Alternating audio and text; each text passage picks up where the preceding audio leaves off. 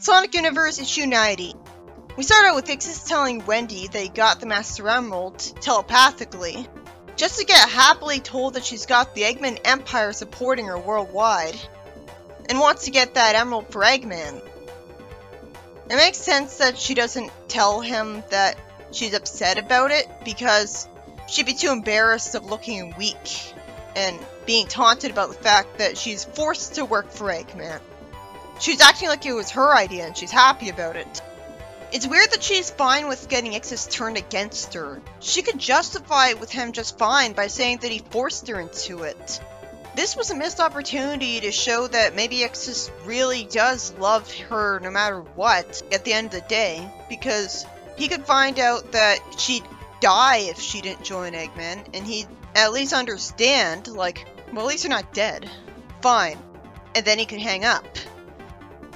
So he ends the magical call and says that after a rest, he'll decide what to do with all of the heroes that he trapped in ice instead of just killing. What a moron. Isn't it lucky that Knuckles can still breathe in that ice because Ixis let his nose stick out of it? What was Ixis thinking?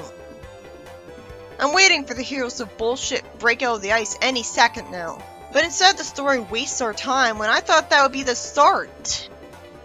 So Knuckles remembers Amy heading for West Side Island with him in a car, and briefly trying to cheer him up, saying that they were lucky that all the shards wound up in roughly the same place. I'm glad the luck was lampshaded so it felt more realistic. But it would have actually made more sense if Knuckles specifically explained that that's what's supposed to happen, and that's how Master Emeralds are programmed. What makes more sense? All of the shards winding up in roughly the same place out of a sheer coincidence, or it happening because that's just how it's supposed to be.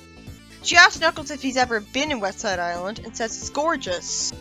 Knuckles inks, and Amy says that he can tell her anything. At least this unusually good friendship between them is tolerable compared to them always bickering in Sonic X. Knuckles lampshades that he's not cut out for the job of guarding the Emerald. And now Amy's gonna give him a pep talk even though he's right? How stupid are the heroes to not get Rotor to build a giant robot to guard that emerald, and put a building around its pedestal with a security system in it? Amy doesn't even suggest this. Knuckles wonders if Shadow is right that's better off in a vault, lampshading that he's constantly lost it. Instead of saying that they could build a vault around the emerald on Angel Island itself, Amy's a complete idiot by demanding that the status quo remain for no reason, even though it was safer in Hidden Palace Zone in Sonic 3 than it was in the stupid new status quo of SE1. Usually they go with the classic Sonic games for nostalgia, so I don't know why they insist on having the stupid pedestal out in the open idea.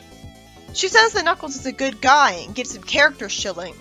How is this supposed to convince me that Shadow's general point was wrong?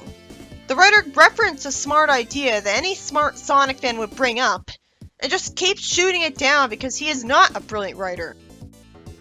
Knuckles thanks Amy for that tediously long, sappy speech that I didn't really want to read. And he tells Amy not to tell Sonic about any of this because Sonic would tease him for not being evil. I mean, a tough guy who doesn't have any sort of soft side. Knuckles remembers Amy saying that what she likes about Sonic and him is that they keep fighting. That was a complete waste of a scene.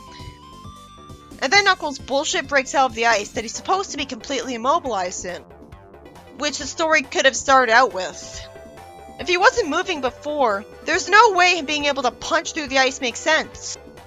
It's not explained that he was using his magical guardian power to heat up his fist, which melted the ice. Can he heat up his fist and attack with it somewhere? Isn't that an attack of his in SA1 or Sonic Battle?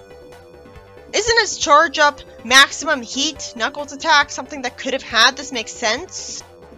Meanwhile, Flynn wrote a fanfiction where plenty of the Sonic characters used their SE1 power-ups, like the Crystal Ring, Amy's upgraded hammer, and that very same fist charge-up attack I just mentioned. Knuckles used that to beat Metal Sonic. He could have used that to justify this just fine, and that'd be using a game thing. At least his fanfiction was interesting. This is so stupid it's impossible to take seriously. There's no way in hell Knuckles would have taken so long to break out of the ice then that Ixis left with the Master Emerald and Amy. I thought it happened at the start of the issue for a reason. Why did he leave with Amy and not anyone else? Bullshit! She's the one who's the least threatening. Why do Rouge and Shadow have a headache after being broken out? You'd think they'd just be cold. And, wait a minute, couldn't Omega have broken free of the ice instead, by shooting through it? He doesn't need to move to shoot through the ice, does he? Didn't he make his hands have fire around it for its attacks in Sonic Heroes? And can't he send fire below them to float down? Omega should have broken free. But instead, Flynn completely forgot about Omega's game powers, failing at the one thing he has over Penders again, in favor of making Amy look good because she inspires Knuckles to break free. If he wants to make Amy look good, why doesn't he give her brand new special abilities? Like fire powers, or telepathy at the very least. Knuckles says that he can sense the Master Emerald 300 feet below them. It's impressive that he knows exactly how many feet it is. What are the chances it's an exact round number like 300? I guess that's part of his magical abilities. Omega wants to create a shortcut, and Ixis says that once he has all the heroes in his lair, he'll bend their wills to his own.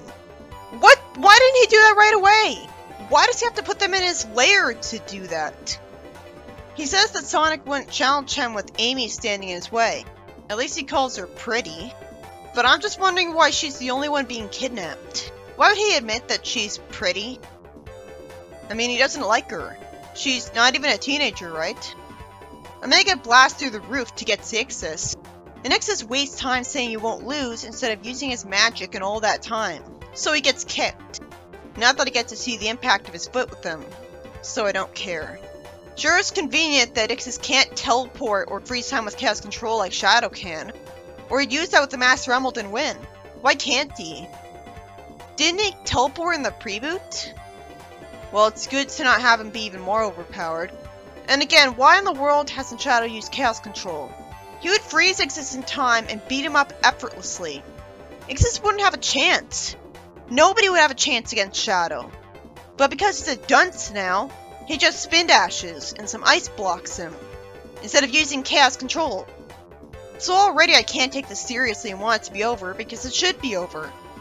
Shadow doesn't work in long drawn-out action scenes. Knuckles calls Omega a hunk of junk because he almost blasted Amy and the Master Emerald. Omega says that he didn't specify an angle for the shot, when Knuckles says there's no way he could have known that. Well, the same applies to Omega. He didn't know either. I guess that's what Omega's trying to say to Knuckles when he says that sounds like Knuckles' shortcoming, not his. He didn't have to be so fancy about saying that, though. What's been preventing Ixis from freezing all the heroes again? He did so immediately the first time. Instead, Amy gets broken free and thanked, and she gets to block Ixis' crystals with her hammer in front of Omega. Maybe the Sonic characters shouldn't ever be face-to-face with wizards like this. It's been the problem since Enerjack. The story can't work at that point. Maybe they should only be faced with the underlings of wizards, who are less powerful. Rouge looks on the bright side, saying that Ixis upgraded Amy's hammer for her because the ice gave it spikes. Yeah, but she's too much of a wuss to actually hit and kill someone with a spiked hammer. Even someone like Ixis. So if anything, that's a downgrade, making it useless against organic beings. She'd hit robots with it gladly, but not Ixis. But somehow she does go after Ixis with a hammer. I guess she wasn't thinking. Or she's fine with murdering him in one hit. But because bullshit, he shapeshifts to look like Sonic to merely manipulate Amy. And Amy says, "You think I won't clobber you just because you look like Sonic? Well, you're not, so it's working." Why wasn't she hitting him while saying that? Also, why draw attention to the fact that Ixis can look like Sonic and ruin his reputation effortlessly, and he doesn't? How stupid does Ixis have to be that he never did that? A shape-shifting villain could frame the heroes easily. This is why Sonic Boom is better than this. At least the characters were smart a lot of the time. And the writing was so smart that when it got a shape-shifting villain, he spent 2 episodes each trying to frame the heroes. But Morpho actually had a brain. And nobody has a brain when Flynn writes them. Also, is the writer not aware that Amy's gone after Sonic with a hammer before? I guess he is, and this is more like character realignment, where it's making her better. That's impressive for once, because the Amy I know would gladly go after Sonic with a hammer. Like Sonic and the Black Knight. Granted, that's only one example I could think of, but didn't you try to beat him up in Sonic Heroes too? I guess those are more the exception. Amy says he doesn't deserve to get hit by her. So it did work, you idiotic... That just taught him that it works. She should have explained, maybe not thought bubble, that she realized hitting him with a spiky hammer would kill him. And it'd be traumatizing to see that because he looks like Sonic. But he does deserve it. What is the point of her hammer being upgraded if she won't ever use it? She lets Shadow and Knuckles hit him, but I don't give a single shit about that because they can't see their fists collide with them. Omega then asks why isn't immobilizing them all with a single shot again. Rouge explains that they're keeping him away from the Master Emerald. It never occurred to me that he didn't have any upgraded magic unless he was right next to the Master Emerald. Wouldn't he have to stay near the Emerald for the rest of his life? Or like, at least any other time that he'd have a fight with someone? Which he couldn't guarantee? Like, he'd have to spend his... That's not a very good way of powering himself up. If he'd have to stay in the room with Master Emerald his whole life, how's he expected to keep it when he's sleeping? Wouldn't Knuckles take it away from him when he's sleeping? There's a reason I assumed that it would power him up permanently. At least until he gets depowered again. What was he thinking? But yeah, they're keeping him away from the Master Emerald. So at least the writer caught one plot hole and filled it. I'm under the assumption that if he kept powering himself up with the Master Emerald, like if he'd stayed there for long enough, then he wouldn't have to stay near the Master Emerald to keep his enhanced powers. But it's not explained that that's the case. And then she says that he's got some power on his own, but they've taken away his trump card. So he can't immobilize them all in one shot. Unless he's near the Master Emerald. Okay. I'm just thinking that imagining the heroes all frozen in ice and moving your arm to make it happen would be extremely easy to do.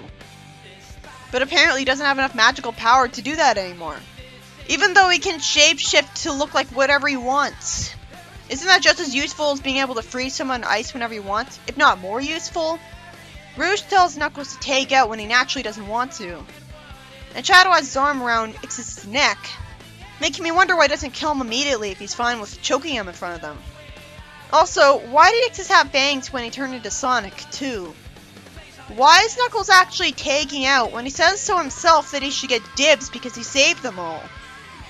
Why isn't he attacking Ixis while saying this? Rouge wants out of the Master Emerald for herself, but I guess she's lying to manipulate him because she acted opposed to Angel Island falling before. She asked them if they're gonna make it back to Angel Island, which would keep Ixis from overwhelming them with it again. Amy then stupidly asks how they're gonna get out of here, when Knuckles proved he could send the Master Emerald away with Chaos Control.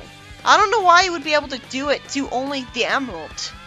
He could send it away to Angel Island. Why would he have to shatter it to teleport it away? By the way, Shadow is here. I'm pretty sure he would be able to use Chaos Control on the Emerald and bring it back to the island. But I guess Knuckles doesn't trust him to do that. Even though it saved his island from total destruction, and even falling on a populated city. I still don't know why they won't compromise and have a vault be built around the Emerald's island pedestal. That's why their conflict was so frustrating. It's just too distracting when all the main characters are idiots. It's hard to get invested at that point.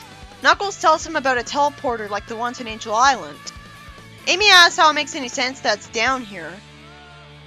Knuckles just wants to get moving, as I hope it gets explained properly. It would take one sentence to say, maybe Angel Island used to be a part of this place. After all, it's called Mystic Cave, which is similar to the name of Mystic Ruins. But no, Mystic Ruins just has to be in South America all of a sudden, when it was a train ride away from Station Square in the game. Obviously, the Ancient Echidnas made this teleporter. Obviously, they were the first great civilization. Otherwise, how would they have traveled all the way here from the Mystic Ruins and thought to build this teleporter if they weren't ruling other places than that? Amy and Knuckles get teleported to Sky Sanctuary, and put the Master Emerald in the pedestal and laugh in relief. Relic's just a waste of time as usual. Where the fuck is Eclipse? He's a better character than Evil Wizard 9000. We could at least see 2 panels telling us how he's doing. It'd be nice to see him fly a spaceship into a portal to another dimension where he could be safe and never cause any trouble again. Like, he could become a baker, earn his living that way. And this is the first time Amy's ever seen Relic, after she's been here for years. And of course, Relic couldn't just stick to one panel. Then she wouldn't be doing her job right and wasting her time. Amy calls Rouge on the tablet and says the Angel Island is safe. Rouge says that Ixis is down for the count, and the king will be happy to hear that they're taking him off his hands. Killing him would make sense for a bunch of anti-heroes. And with the way Ixis gets treated by this writer, it'd be putting him out of his misery. So they won't do that, because they're morons. Amy asks for a ride back home because she doesn't like spinning around in the teleporters.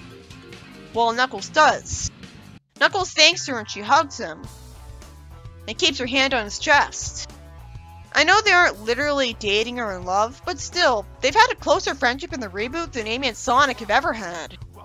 I can only remember Amy bickering with Sonic in the reboot. If Flynn's reportedly a Son Amy fan, why is he writing like he prefers Amy to be with Knuckles? Is he just totally unaware? Writing with no self-awareness of what he's doing? Because at least these two have been getting along. And Amy and Knuckles are both known for having bad tempers and fighting head-on, while being surprisingly calm and down-to-earth in the reboot for the most part. So they're kind of the same character, except Amy's more nice and positive, and loves Sonic. But that's it! I prefer Julie Sue, of course, but she's a better substitute than Relic could ever be. So maybe she should have been with him most of the time instead of Relic. But he'll never go with this intriguing plot thread and have them try out dating each other, like it's being built up to. Because he doesn't have the slightest bit of guts to take any kind of risk that isn't needlessly dark and edgy. So he'd break out an allergic reaction to hives if he let any of the game characters be happy with someone. He'd also annoy Son Amy fans. But that's not exactly hard. And they've been annoyed since the series started anyways, so what's the difference now? They're never gonna be happy. But he won't even try this for a little while and show them getting realistically sick of each other from Amy's nagging and manipulating him to do what she wants all the time. He's not even gonna try the idea once, because he's a coward, that's why. And the Sega mandates are fake, by the way. They're not by Sega. We cut ahead to Amy saying that watching the world go back together was pretty from Angel Island, being optimistic. Why can't she be like this all the time? It's too bad her abysmal portrayal in the cartoons had the biggest impact, because she's fine here. She's having a tea party with Cream, Sally the King, and Sonic, because there's no limit to how badly he'll misinterpret the characters. Why is he sitting still for so long without a chili dog? Then we see Amy taunt Ixis behind a glass wall, while Ixis is humiliated in an orange prisoner jumpsuit. I guess even though he has his own power, it's not good enough to break him out. Like by sending a flying icicle through the glass. Maybe the glass is made of really good material, and the prison is too. I assume that the jail cell he's trapped in is enchanted so that he can't use his magic, or he has an enchanted collar that restrains his magic. But how? The same plot hole was in the preboot. How are they able to make a jail cell that could restrain Mammoth Moggle's powers even a little bit? How are they able to restrain Ixis's powers? Sonic immediately cheers Cream and Amy up, saying that as the spirit of the world, Chip will always be with them. Sally says that the hidden caverns will need to be properly surveyed, but until then they're under constant watch by the Royal Guard. The king says that he had offered to reward Team Dark handsomely for their services to the realm, but Rouge seemed content with the one fake Master Emerald she got as a souvenir. There's 2 of them! Probably even more than that. She wouldn't just have one. And Shadow and Omega were less materialistic. The king says that he also offered to induct Angel Island into the Acorn Kingdom. But that'd be different from the games. So the writer broke out into a sneezing fit at the thought, and refused to carry out that kinda interesting new idea. Even though it wouldn't change the status quo at all. What's the difference? I like the idea because it makes sense. Angel Island is associated with a main character. So maybe the king should have jurisdiction over it, because he's ruling over Knothole, which is also associated with main Sonic characters like Sonic.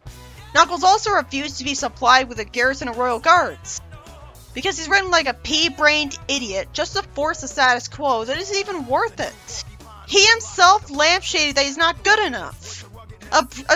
If this was a brilliant writer, he would have actually gone with this idea, instead of being too chicken shit cowardly to change the status quo, even in a way that benefits the comic. I want characters to learn from their mistakes and improve themselves. Even the Sabrina the Teenage Witch comic its own learned from her mistake. Sonic's told he makes fun of Knuckles too much, and it turns out Rouge wasn't the only one to take one of the fake Master Emeralds from the mine. We see Fix-It with it, who can't tell if it's real because Master Emerald's power is all over the island. So the heroes were actually smart enough to take at least one of my suggestions, making a decoy pedestal with a fake emerald. Where'd they get the material for the pedestal? How'd they build it so fast? I guess there was a time skip. That doesn't change the fact that if the real pedestal and emerald are still in the same place, anyone who actually knows about it will just go back there. Is the fake pedestal real, complete with letting the emerald affect the island? And the island was slowly falling the whole time he moved the Master Emerald to the new pedestal? That should be explained. Instead he thinks that the emerald is back where it belongs and the real thing is right here with them. Yeah, so anyone will just assume the emerald he's guarding is the real one and try to take it anyways because he's bothering to guard it. That didn't really work. He thinks that he's one step ahead of any thieves. I guess anyone competent enough to steal the Master Emerald will steal both of them just in case. And Eclipse never showed up in the arc at all. At least that means he didn't get killed off and got to keep living in peace. He's not bothering anyone right now, so what's the problem? He didn't even try to look for the Master Emerald. This issue is by Ian Flynn, and was about Knuckles' bullshit breaking out of the ice Ix's Trapsman with no explanation. It's pathetic, because even his fanfiction would have had better writing here. He could have used his maximum heat Knuckles attack. He wouldn't even have to move his fist, because the sheer heat from charged up fists would have melted it just fine. And that'd be a game reference. Instead, bullshit happens. And this is after an eternity, when I expected him to break free right away. Why wouldn't he have? Instead, Ix had the time to warp away, with merely Amy and not everyone else. If he had warped away with Omega as well, he wouldn't have been able to blast away the Ixis. Instead, Ixis was an idiot. That's why, when he planned on using the heroes as his guards, he didn't crystallize make them his guards instantly. And Omega is an idiot because he's not the one who blasted free of the ice. It's amazing that Ixis is even able to talk if he's this stupid now. That wasn't satisfying as a victory because it was too forced and unfair. So the heroes keep him away from the Master Emerald and beat him up while it gets taken back to Angel Island just in time to save it. All the while, Eclipse never shows up and reminds us of his soft side for the Dark Arms. So, where is he then? We're never gonna learn the answer to that. I hope he's okay and never does anything villainous again. That'd be smart of him. It still seems inevitable that he'll get found though, especially since the planet's back together. So Shadow should inevitably run all over until he senses him and goes after him. Eclipse would be better off finding a way to go to another dimension where he'd be safe, like the Zone of Silence. I mean, the Special Zone does, but nothing like the Special Zone. It's ironic that it was way more like the games in the Reboot. In the Reboot, there's no special stages at all, so it might as well be the Void.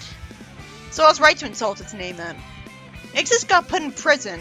I'm wondering why we aren't seeing him with a deep powering enchantment collar like Scourge had to explain him not instantly breaking out. And Amy was a nice friend to Knuckles the whole time.